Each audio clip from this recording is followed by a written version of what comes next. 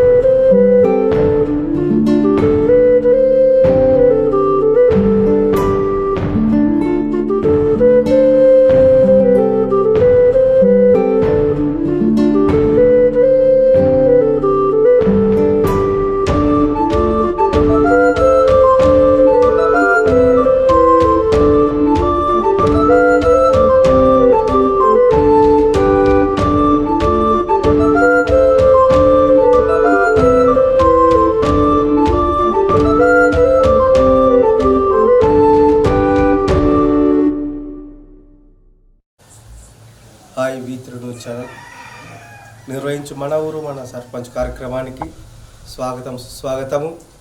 మరి మనం ఇప్పుడు అద్గాం గ్రామంలో లోకేశ్వర్ మండలము నిర్మల్ జిల్లాలో ఉన్నాము. మరి మన మధ్యలో ఈ ఊరు ఉప సర్పంచ్ గారైన అనిల్ పటేల్ మన మధ్యలో ఉన్నారు.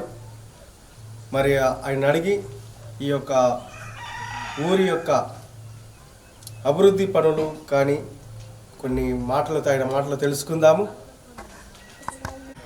సార్ నమస్కారం. నమస్తే. మరి మీ పేరు? నా పేరు అనిల్ పటేల్, గ్రామం అద్గాం, మండల లోకేశ్వరం, డిస్టిక్ నిర్మల్. నేను ఈ గ్రామ ఉప సర్పంచ్. మీరు ఈ ఊరికి ఉప సర్పంచ్గా ఎన్నికయ్యారు.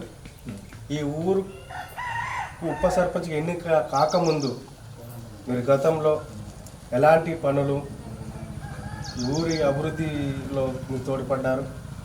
నేను ఉప సర్పంచ్ కాకంటే ముందు ఈ గ్రామంలో ఎలాంటి సమస్యలు వచ్చినా ప్రభుత్వ దృష్టికి తీసుకుపోతుంటే ప్రతి ఎమ్మెల్యే కానీ అలా రాజకీయ నాయకుల దగ్గరికి వెళ్ళి మా ఊరు సమస్యలన్నీ తీర్చడానికి నేను సాయశక్తుల కృషి చేస్తుంటే నేను కాంగ్రెస్ మండల యూత్ ప్రెసిడెంట్గా పనిచేసిన, మరియు వార్డు మెంబర్గా కూడా పనిచేసిన ఒక 5 సంవత్సరాలు. తర్వాత స్కూలు కోఆప్షన్ మెంబర్గా కూడా పనిచేసిన.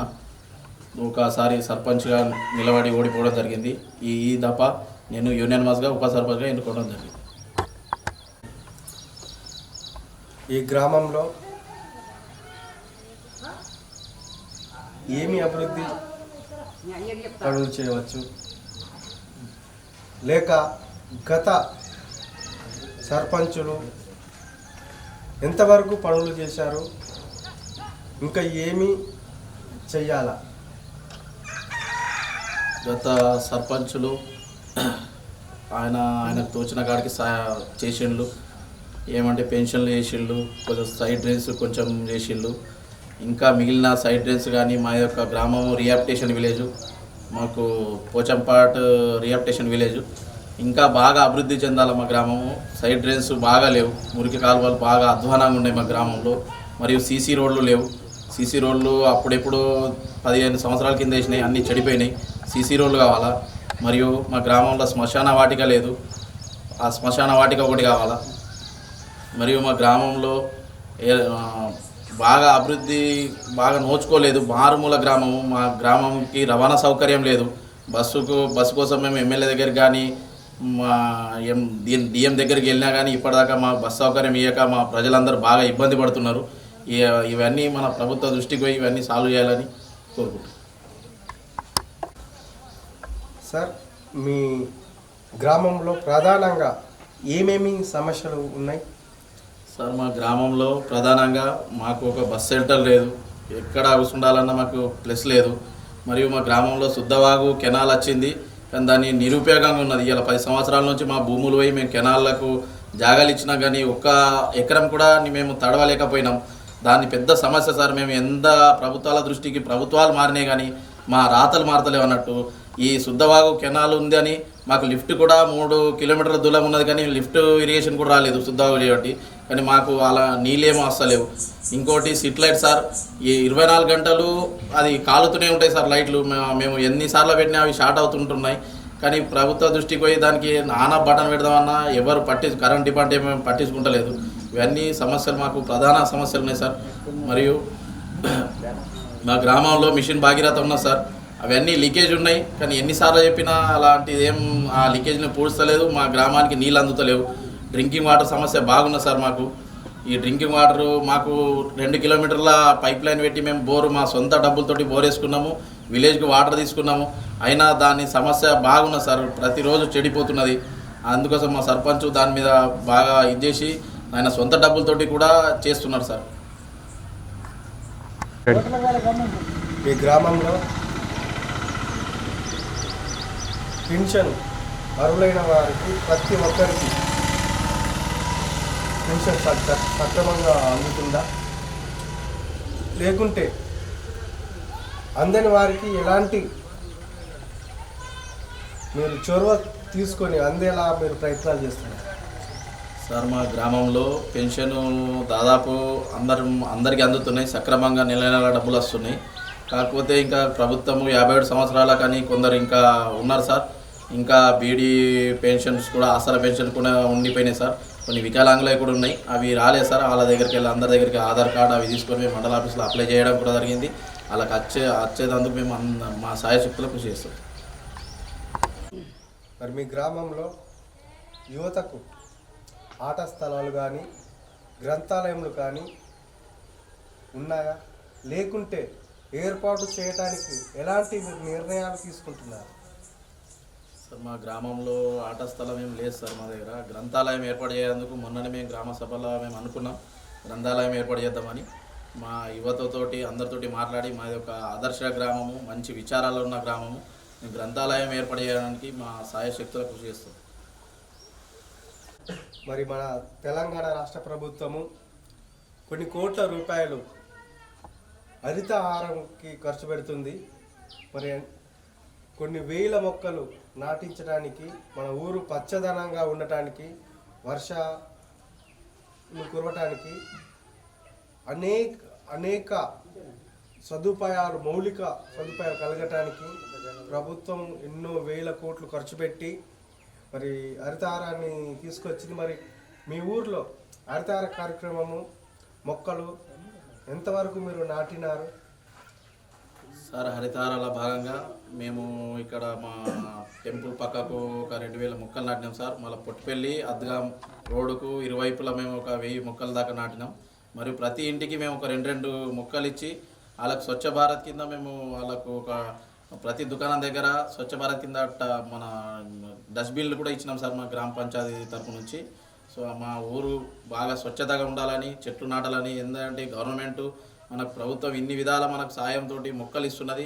ఎప్పుడైతే మనకు ఈ చెట్లు ఉన్నప్పుడే మన గ్రామం కూడా అంటే ప్రశాంతంగా కనబడుతున్నట్టు, ప్రశాంతంగా కనబడేందుకు చెట్లు నాటాలా, స్వచ్ఛతగా ఉండాలని మేము గ్రామ సభలో నిర్ణయించుకొని మేము చెట్లు ప్రతి ఇంటికి 2 చెట్లు బతికేయాలని మేము కాన్సెప్ట్ తోటి అందరికీ చెప్పడం జరుగుతుంది సార్. మీ గ్రామాభివృద్ధి కొరకు ప్రతి నెల గ్రామ సభ నిర్వహించడం జరుగుతుంది కదా, మరి ఆ గ్రామ సభలో ఎటువంటి నిర్ణయాలు తీసుకుంటారు? మా గ్రామంలో ప్రతి నెల గ్రామ సభ జరుగుతుంది. మా యొక్క గ్రామం యూనియన్ మాస్ సర్పంచ్గా, యూనియన్ మాస్ ఉప సర్పంచ్ ఎన్నుకోబడ్డది. మేమందరం కలిసికట్టుగా సమస్యలు మా గ్రామంలో అందరు వచ్చి ఆ రోజు సమస్యలని చెప్తారు. ఆ సమస్యలను తీర్చడానికి నేను కానీ, ఉప సర్పంచ్ కానీ, మా వార్డు మెంబర్లు కానీ అందరం కలిసి ఆ సమస్య దగ్గరికి వెళ్ళి ఏ సమస్య ఉన్నదో అందరం కలిసి కట్టుగా సమస్యని మేము నివారిస్తాము. ఏ సమస్య ఉన్నా మేమందరం కలిసి నిర్ణయాలు తీసుకుంటాం అన్నట్టు. మా గ్రామ అభివృద్ధి కోసం ప్రతి గ్రామ యువకులు కానీ, గ్రామ ప్రజలు కానీ మాకు అందరు సహకారం బాగా అందిస్తారు. మా గ్రామం ఎందుకంటే ఒక్క మాట మీద నిలబడి గ్రామ అభివృద్ధి కోసము చేయాలని మేము అందరం సంకల్పం చేసుకుంటాం. మీ గ్రామంలో స్కూల్ యొక్క సమస్యలు ఏమేమి ఉన్నవి, స్కూల్లో ఉన్న సమస్యలు, అంతేకాదు స్కూల్లో విద్యార్థులకు ఎలాంటి విద్య అక్కడున్న ఉపాధ్యాయులు అందిస్తున్నారు, అంగన్వాడీ వీళ్ళు కేంద్రాలు ఎన్నున్నవి, ఎలా మరి ఒక గర్భిణులకు కానీ పిల్లలకు కానీ ఎలాంటి పోషకాలు ఇస్తున్నారు? మా గ్రామంలో స్కూలు, ఒక అంగన్వాడీ కేంద్రం ఉంది. ఏదైతే ఆ స్కూల్ ఉందో ఒక స్కూలు మాకు బాగా అంటే పురాతన అవస్థలో ఉన్నది. మేము దాని మీద ఎమ్మెల్యే గారికి డిఓ ఆఫీస్లో మేము చెప్పడం జరిగింది. అయినా మాకు శాంక్షన్ అవుతలేదు. మా ఉపాధ్యాయులు బాగా చక్కగా బోధిస్తున్నారు. ఆ ఉపాధ్యాయులు సొంత డబ్బులతోటి పెన్షన్ వైరు మరియు గేటు బిగించడం జరిగింది. చెట్లు మొక్కలు నాటడం జరుగుతున్నది. అంగన్వాడీ కూడా వీళ్ళ మీద ప్రత్యేక నిఘా మేము ఎప్పుడు వాళ్ళతోటి రిలేషన్ పెంచుకొని మేము ఎప్పుడు పర్యవేక్షిస్తుంటాము. మా గ్రామంలో 100 పైచిలకు విద్యార్థులు ఉన్నారు. మా గ్రామంలో స్కూల్ బాగా అభివృద్ధి చెందుతున్నది. కానీ మాకు గవర్నమెంట్ నుంచి ఒక అదనపు భవనం లేదు. ఆ భవనం కోసం మేము ప్రభుత్వానికి వేడుకుంటున్నాం.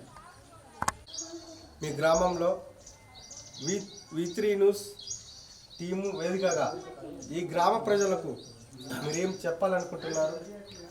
ముందుగా ఈ V3 న్యూస్కు నమస్కారాలు. మా గ్రామంలో వచ్చి మా సమస్యలను తెలుసుకున్నందుకు వాళ్ళకు హృదయపూర్వక నమస్కారాలు తెలియజేస్తూ, ఏదైతే మా గ్రామ ప్రజల మాకు యూనియన్ మాస్గా సరస్వతి భీమరావుని మరియు నన్ను యూనియన్ మాస్గా గెలిపించినందుకు వారికి జీవితాంతం రుణపడి ఉంటానని, మరియు ఈ గ్రామ ప్రజలు ఏ అయినా స్వచ్ఛందంగా సేవ చేయడానికి మేము ముందుంటామని ఈ గ్రామ ప్రజలందరూ కోరుకుంటూ V3 న్యూస్కు నమస్కారం.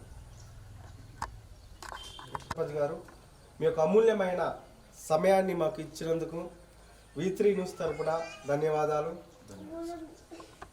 మరి ఇప్పుడు మనం ఆద్గాన్ గ్రామంలో ఉన్నాము. మరి ఈ గ్రామ ప్రజలు మన మధ్యలో ఉన్నారు.